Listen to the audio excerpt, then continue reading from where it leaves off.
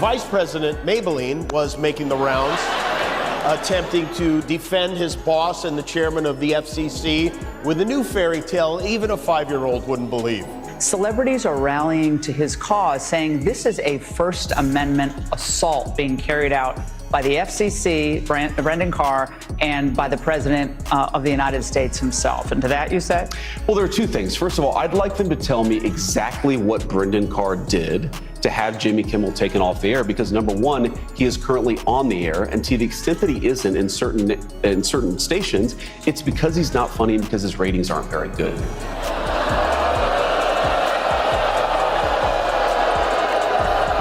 I have some good news for you, J-Dog. We're back on all the stations. The scene kicks off with a Brooklyn backdrop as the band plays and the crowd eagerly watches. Jimmy Kimmel gazes into the camera, holding a moment of suspense before addressing J.D. Vance's claim on Fox that Kimmel was yanked off TV due to poor ratings. Kimmel lets the silence linger for a beat before delivering the punchline. Good news, J-Dog. We're back on all the stations, every home, every bar, every strip club, before dubbing him Vice President Maybelline. First of all, Kimmel was taken off the air because he had low ratings, because the late-night talk show host model was not doing particularly well, and let's be honest, because he had become so politically unhinged that I think he wasn't particularly funny. Now, the FCC chairman, Brendan Carr, put out a couple of tweets, but the government took no action. We did literally nothing to try to take Jimmy Kimmel off the air. We believe in free speech. We also believe in the right of a television station or a network to cancel somebody because of low ratings. And I think it's a little bit rich. The second point I make, Rashad, is it's a little bit rich for people to say that somehow we're engaged in censorship when literally every day, including yesterday, we found out that Google and YouTube were censoring information at the height of COVID at the direction of the Biden administration. So if we're looking for real sources of the government driving censorship, we should be looking at the policies of the Biden administration. We absolutely reject censorship in the Trump administration. We don't want to prevent anybody from speaking their mind, but if a TV station wants to cancel a guy because he's not funny, that's their business. Things take a turn. Kimmel's response isn't just a jab, it's a factual counterattack. He's not speculating, he's reporting. At that point, Kimmel was already back on air across Nexstar and Sinclair, the two major networks that had briefly blacked him out. Rewind a bit, because the buildup matters. A 6-day suspension pulled Kimmel off the air after his monologue sparked online outrage. Disney brought him back, but some affiliate stations kept him off the air a bit longer. Interrupt your bullshit. Go on. There's something else that's important here, Laura, which is that these broadcast companies, ABC, NBC, CBS, they enjoy the public airwaves because they serve the public interest. So I actually think that we should be having a conversation about whether these companies are serving the public interest. That's actually totally separate from the Jimmy Kimmel issue because nothing happened to him. He's currently on the air, and to the extent that he's not, it's because advertisers don't like him because his ratings aren't very good. My ratings aren't very good. Last time I checked, your ratings were somewhere between a hair in your salad and chlamydia. In 3.5 years, I'm not the one who's going to be doing mascara tutorials on YouTube. How did we wind up with a president and a vice president who wear more makeup than Kylie Jenner and Lady Gaga combined? The President of the United States made it very clear he wants to see me and the hundreds of people who work here fired from our jobs. Our leader celebrates Americans losing their livelihoods because he can't take a joke. He was somehow able to squeeze Colbert out of CBS. Then he turned his sights on me, and now he's openly rooting for NBC to fire Jimmy Fallon and Seth Meyers and the hundreds of Americans who work for their shows who don't make me. Said I'm a never Trump guy, never liked him. Terrible candidate, idiot if you voted for him, might be America's Hitler, might be a cynical a-hole, cultural heroine, noxious and reprehensible. Look, I was wrong about Donald Trump. I didn't think he was going to be a good president, Brett. He was a great president. I didn't know you meant that, Donald Trump. Trump cheered from the sidelines, and Vance tried to paint the whole issue as a simple ratings problem. But the tides began to turn. Sinclair reversed its stance, followed by Nexstar.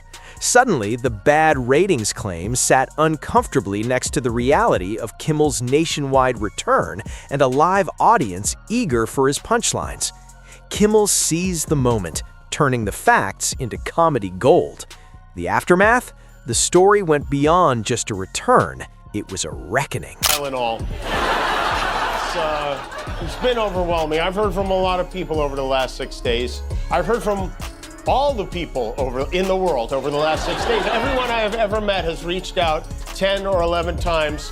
Weird characters from my past are the guy who fired me from my first radio job in Seattle, where we are not airing tonight, by the way. Sorry, Seattle. His name is Larry. In 1989, Larry tried to force me to do a bit called Jokes for Donuts, where people would call in with a joke and I would give them donuts. I refused to do it, and then I made a lot of fun of Larry for suggesting it, and eventually Larry fired me, and I had to move back in with my parents. But even he wrote in to cheer me up. Thank you, Larry, and I want to thank everyone who checked in. The comeback delivered Kimmel's strongest numbers in years, and then it settled at a level still surpassing pre-suspension averages, clearly not the behavior of a show that no one's watching. While Vance may have repeated his narrative, Kimmel had the data to back his own. Vance had his words, Kimmel had charts and distribution maps. And while Vance sidestepped the pressure story, Kimmel had it all in focus. An FCC firestorm was burning while Vance brushed it off on Fox. All week to list all of them, but some that I do especially want to mention are my fellow late-night talk show hosts, my friend Stephen Colbert, found himself in this predicament. My friends Jon Stewart, Seth Meyers, Jimmy Fallon, John Oliver, Conan O'Brien, James Corden, Arsenio, Kathy, Wanda, Chelsea, even Jay reached out. Sometimes I wonder in what world is the vice president of the United States calling into a giant-toothed podcast host to badmouth me and the people who watch this show. There are these judges. Judge Boasberg comes to mind. Lots of judges who are trying to basically say the president can't exercise the powers of the presidency. After a backlash from lawmakers and industry figures, FCC Commissioner Brendan Carr clarified he hadn't threatened any licenses, but had merely raised concerns about distortion. However, the timeline speaks for itself. Kimmel's show was pulled. The FCC pressure hit a boiling point. Disney brought him back, affiliates fell in line, and Kimmel cleverly worked that entire context into his monologue. It wasn't about ratings, it was about pressure and the cleanup that followed. Trump really is running the country like it's one of his businesses. He said he would. Just to give you some perspective, the government being shut down is even worse than when it's up and running. Republicans would like you to believe that Democrats shut the government down, but the bill they wanted the Democrats to sign would knock out about 15 million Americans from health insurance. If this bill passes, your health insurance premiums could go up 75%, so there was no way the Democrats could vote for it. It's like going to dinner and the waiter says, you must order lasagna, the chef made it today. And a bunch of you are going to get food poisoning from it. But if you don't eat it, you've ruined the meal. That's the Garfield version of what's going on right now. Back in Brooklyn, Kimmel didn't just drop Vice President Maybelline and move on. He layered his humor. He mocked the administration's thick makeup routine, threw in a line about not doing mascara tutorials in 3.5 years, and jabbed Trump for declassifying files on Amelia Earhart instead of addressing Epstein-related issues. That jab? It wasn't subtle. It showed exactly what kind of distraction machine they were up against. Some silver lining to the shutdown. According to their official website, during the shutdown, our friends at the FCC will cease their response to consumer complaint and inquiry phone lines, which I'm not a lawyer, but I think means we can now say whatever we want on TV. Right? To being a direct violation of the First Amendment is not a particularly intelligent threat to make in public. Ted Cruz said he sounded like a mafioso. Although, I don't know, if you want to hear a mob boss make a threat like that, you have to hide a microphone in a deli and park outside in a van with a tape recorder all night long. This genius said it on a podcast. Brendan Carr is the most embarrassing car Republicans have embraced since this. Kimmel thrives on the contradictions. Trump rails against elites while living like one, dining on gold-plated steaks and properties that rent out his name like it's... How long you worked here? A year. Okay. Donut. Yeah. Yeah. Which donut, though? Just whatever makes sense. No pickles. Hold the pickles. Oh, well, no, I can get that for you. The audience responded with laughter because they knew the premise. The punchline hit because it was grounded in truth. Then, the inevitable happened. Vance doubled down on the bad ratings myth on the same network that had set Kimmel up. Conservative media tried to link the suspension to Disney's churn numbers as though streaming cancellations could explain the late-night comeback. Tradition of meddling where they shouldn't under many administrations, but it wasn't always like this. There was an FCC commissioner back in 2022 who worked under Joe Biden who was spot on. He wrote, "President Biden is right. Political satire is one of the oldest and most important forms of free speech. It challenges those in power while using humor to draw more people into the discussion. That's why people in influential positions have always targeted it for censorship." You know who wrote that? FCC Commissioner Brendan Carr. Our freedom to speak is what they admire most about this country. And that's something I'm embarrassed to say I took for granted until they pulled my friend Steven off the air and tried to coerce the affiliates who run our show in the cities that you live in to take my show off the air. That's not legal. That's not American. That is un-American, and it is so dangerous. The brilliance of Kimmel's roast lies in how he... The brilliance of Kimmel's roast lies in his method. He didn't fight the spin with adjectives. He used nouns, stations, dates, audiences, facts that couldn't be denied. When Kimmel presented the rumor next to a distribution map, it was exposed for what it was, just a rumor. The Brooklyn monologue felt like a verdict because Kimmel let the facts speak for themselves. They call me creepy, cringy, awkward, that I give people something called the ick. They want you to think that I can't order a simple donut. Was appointed chairman of the FCC by this former crusader for free speech. If we don't have free speech, then we just don't have a free country. It's as simple as that. If this most fundamental right is allowed to perish, then the rest of our rights and liberties will topple, just like dominoes, one by one. They'll go down. That was also in 2022. And I wonder, how did that guy turn into this guy? Who would you like to see replace Kimmel on late night? A lot of people, anybody could replace him. Guy had no talent. Kimmel look, he was fired. He had no talent. He's a whack job, but he had no talent. And more importantly than talent, he had no, because a lot of people have no talent. This wasn't shouting, it was framing. The kind of framing that dismantles a narrative without raising your voice. That's the sweet spot of Kimmel's approach, and it's why it had such an impact. Vance tried to spin a ratings tale while the stations were already adding Kimmel back to their lineups. The crowd didn't need a diagram, they heard the laugh, they saw the list, and they got the point. How do you assess the legal battles here? Yeah, I bet all those judges are huge fans of Jimmy Kimmel, by the way, but I think, Vince, that, one, we have an appeals process. Not that. It's just me, Jimmy, the chairman of the FCC, gently suggesting that you gently shut the up. But you can't say that. That's a violation of free speech. Oh, yeah, about that. Speech, it ain't free no more. What? It's not free no more? Yeah, we're charging by the word now. You're charging by the word? How much are you charging? Depends on what you want to say. Like, you want to say something nice about the president's beautiful thick yellow hair, or how he can do his makeup better than any broad. That's free.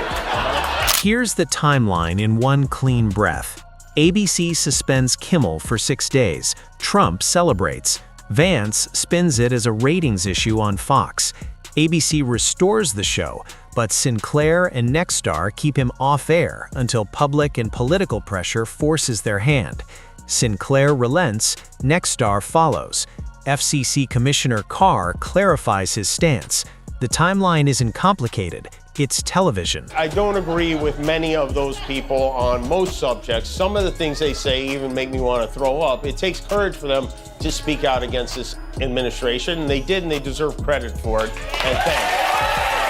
For telling their followers that our government cannot be allowed to control what we do and do not say on television, and that we have to stand up to it. I've been hearing a lot about what I need to say and do tonight, and the truth is, I don't think what I have to say is going to make much of a difference. If you like me, you like me. If you don't, you don't. I have no illusion. Kimmel opens the show in Brooklyn, reads Vance's quote, lists the stations that reinstated the show, and drops Vice President Maybelline with a grin.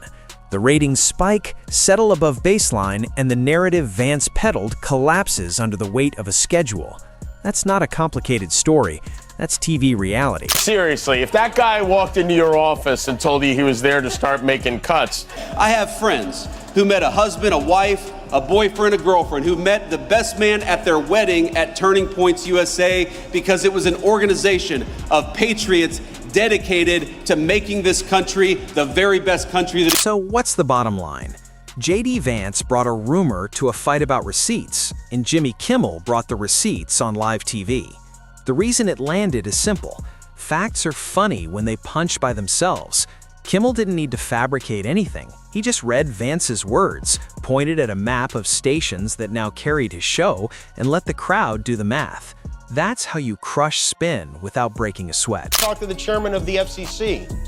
You don't need to know my name, and I am the new chairman of the FCC. You were appointed FCC chairman by Donald Trump? Sir Trump, yes. I used to do some work for the man here and there in Atlantic City. But did I just hear you on the phone threatening Whoopi Goldberg? No, I would never threaten Miss Goldstein. I was just teaching her a lesson about consequences. No, well, pardon me for saying so. Maybe you're the wrong guy to talk to, but it seems like the FCC is using mob tactics to suppress free speech. What the did you just say? My mother. We are definitely not driving back to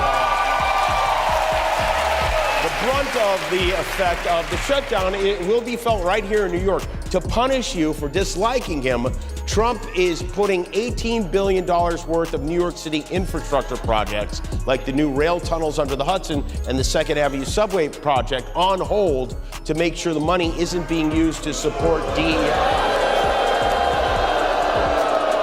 Apparently, they think trans stands for transportation over there, and they want to stop it. This is clearly an abuse of power to punish the city. And New York City infrastructure projects are not supposed to be delayed because Trump wants to strong-arm Democrats into cutting health care. They're supposed to be delayed because they're New York City infrastructure projects.